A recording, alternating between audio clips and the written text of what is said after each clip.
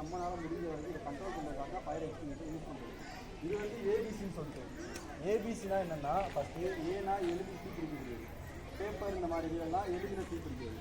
பிங்கிறது வந்து oil type, சிங்கிறது வந்து வயர், எலக்ட்ரிக்கல் ஃபயர்.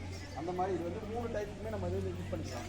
இதில் வந்து ஃபஸ்ட்டு வந்து பிசி டைப்புன்னு சொல்லிட்டு இருந்துச்சு. பிசி டைப்புங்கிறது வந்து பிசி டைப்பில் வந்து இந்த மாதிரி இல்லை, அது வந்து ஜம்ப் பண்ணுற மாதிரி. இதில் ஏபிசிங்கிறது வந்து இந்த மாதிரி.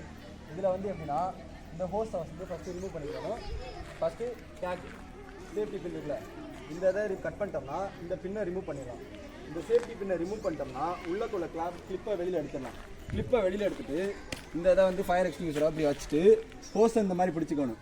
ஃபயர் இங்கே இதுக்கு நேரம் ஆகுதுன்னா அதுக்கு நேராக வச்சுட்டு ஹோஸை பாட்டமில் தான் இது பண்ணணும், ஸ்வைப் பண்ணணும்.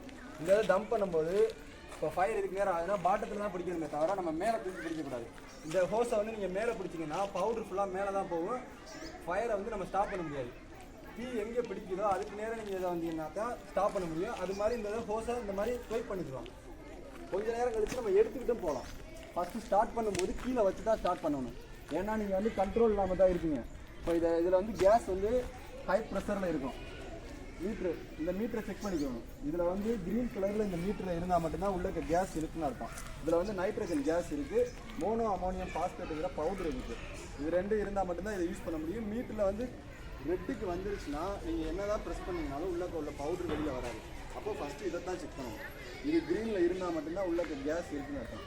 இந்த கேஸ் இருந்தால் மட்டும்தான் நம்மளால் யூஸ் பண்ண முடியும். அது மாதிரி ஒன்ஸ் நீங்கள் இதை ஓப்பன் பண்ணி இதிலேருந்து பவுடர் லீக் ஆகிடுச்சுன்னா கேஸை நம்மளால் ஸ்டாப் பண்ண முடியாது. பவுடரை ஸ்டாப் பண்ணிக்கலாம்.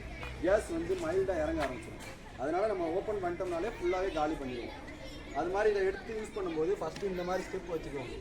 அப்போ தான் பின்னாடி இருந்து யாராவது தள்ளினா கூட நம்ம தீக்கில் போய் விழுக மாட்டோம். அதுக்காக இந்த மாதிரி ஸ்டெப் வச்சு இந்த மாதிரி எடுத்து யூஸ் பண்ணிட்டு தான் அதுக்கப்புறம் எடுத்து நம்ம நடந்து மூவ் பண்ணணும். அதனால் எடுத்தோன்னே நீங்கள் எடுத்து இந்த மாதிரி ஹேண்டில் வச்சுக்கிட்டு இப்போ யூஸ் பண்ணுவோம் அப்படின்லாம் யூஸ் பண்ணக்கூடாது. ப்ரெஷர் அதிகமாக இருக்கிறதுனால நம்மளால் கண்ட்ரோல் பண்ண முடியாது. அது மாதிரி பின்னாடி இருந்து யாராவது நம்மளை வந்து ஃபோர்ஸில் தள்ளிட்டாங்கனாலும் நம்ம போய் உள்ளே கொளுத்துடக்கூடாது. அதுக்காக இந்த ஸ்டெப் போட்டுக்கிறது அவ்வளோதான். மற்றபடி இதில் வந்து 6 கிலோ பவுடர் இருக்கும். இது 6 kg. 6 kilo powder, empty weight வந்து 2 கிலோ இருக்கும். மொத்தம் 8 கிலோ இருக்கும். அவ்வளோதான். இது யூஸ் பண்ணுறது அவ்வளோதான் மெத்தட். உள்ளே இருக்க பவுடரும் கேஸு இது வழியாக லீக் ஆரம்பிச்சிடும். ஹோஸ் வழியாக வந்துருச்சுன்னா ஃபயர் எங்கே ஆகுதோ அதுக்கு நேராக வச்சுட்டு பாட்டமில் தான் பண்ணணும். அது மாதிரி ஸ்வைப் பண்ணிக்கலாம் நமக்கு எவ்வளோக்கு தேவையோ அந்தளவுக்கு. அது மாதிரி ஃபயர் வந்து அவ்வளோ தூரத்தில் வேப்ப தூரத்தில் வருது இங்கேருந்தே பண்ணலாமான்னு இல்லை. 2 மீட்டர் 3 மீட்டர்ஸ் தான், ஒரு டிஸ்டன்ஸ் தான், அவ்வளோக்கு தான் நம்மளால். அதுக்கப்புறம் நம்ம எடுத்து தான் கொண்டு போகணும்.